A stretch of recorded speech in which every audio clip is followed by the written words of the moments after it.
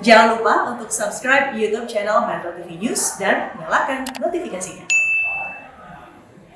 Pemirsa, jumlah hewan ternak yang positif terjangkit penyakit mulut dan kuku atau PMK di Kabupaten Garut bertambah. Hingga Senin kemarin jumlah ternak yang dinyatakan sakit akibat wabah ini mencapai 517 ekor yang sebelumnya 381 hewan. Saat ini kita sudah bersama dengan Andromeda Arizal yang akan melaporkan langsung dari Wanaraja, Kabupaten Garut. Andro, dari 517 ekor yang positif, bagaimana penanganan terhadap hewan ternak lainnya agar tidak terpapar?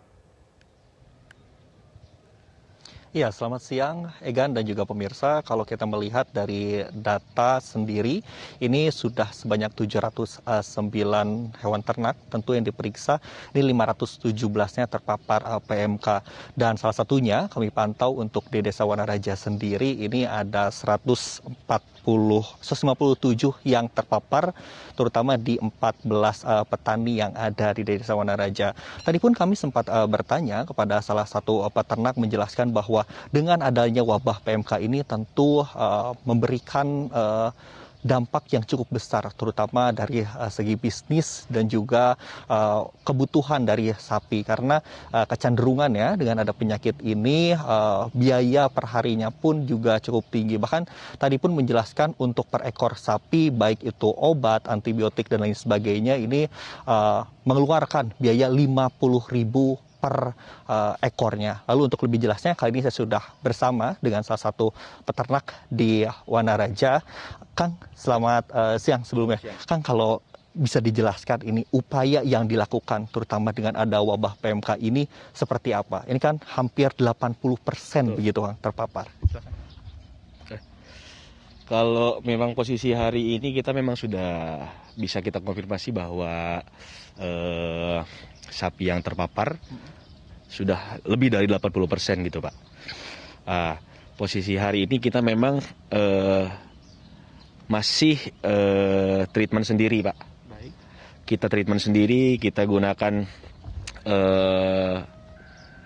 obat-obatan sendiri sesuai dengan apa yang kita mampu dan kita bisa gitu. Karena memang untuk sampai hari ini kita belum dapat himbauan yang atau arahan yang pasti dari pemerintah ataupun dinas setempat terkait wabah ini. Maka dari itu kita memang istilahnya kita ngambil tindakan sendiri gitu. Baik. Salah satunya tadi dijelaskan juga bahwa ini per ekornya mengeluarkan biaya tambahan untuk misalnya pemulihan ya, 50.000, apa betul atau seperti apa sih Kang? Betul Pak. Kita keluarkan biaya sendiri itu kurang lebih sekali treatment kita 50.000. Kenapa kita bilang 50.000? Karena kita perlu beli obat-obatan, kita juga perlu lengkapi prosedur-prosedur prokes kita gitu. Seperti disinfektan, multivitamin, antibiotik, bahkan mungkin kita juga pakai jamu-jamu tradisional untuk memulihkan imun yang sudah, imun sapi yang sudah mulai ngedrop. Terakhir, sebagai peternak, apa sih Kang Idam sendiri ini yang menjadi harapan terutama bagi para peternak kalau mungkin ini sapinya sendiri sakit dan akhirnya itu diwajibkan untuk dipotong, seperti apa? Harapan saya sih memang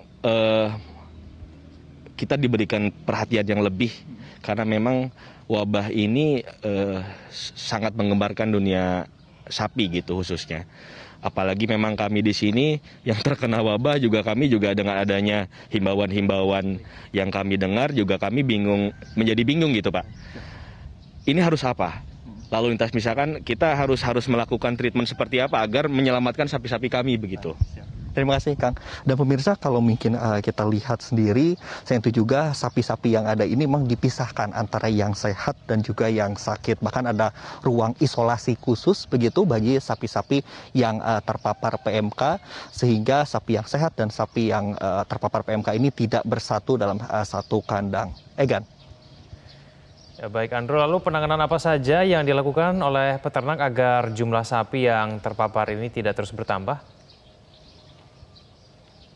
Iya, kalau kita melihat dari data sendiri dari 517 ini tentu ini tersebar di beberapa kecamatan, tentu ada 9 kecamatan dan juga ini puluhan petani tentunya di Kabupaten Garut ini berusaha ini secara terus-menerus agar tidak terpapar antara satu petani dengan petani lainnya. Tadi pun kami sempat bertanya, ternyata terpaparnya PMK ini bahkan kita sendiri pun juga yang menjadi petaninya juga bisa terpapar untuk kepada hewannya, sehingga yang perlu dikhawatirkan adalah untuk kebersihan dari kandang itu sendiri. Bahkan di beberapa hari terakhir ini sudah mencapai 80% khususnya di tempat petani yang saya berada ini, sehingga perlu ada isolasi baik itu sapi-sapi yang terpapar ataupun yang belum terpapar. Kemudian juga yang tadi sempat dijelaskan juga bahwa ada obat-obatan khusus begitu, baik itu antiseptik dan juga obat-obatan tradisional yang tentu saja ini diberikan kepada sapi-sapi mereka agar PMK ini juga tidak terlalu berbahaya begitu dan tidak menyebabkan sapi-sapi ini sehingga mati begitu. Demikian, Egan. Baik, terima kasih atas informasinya Andromeda Ariza langsung dari Garut, Jawa Barat.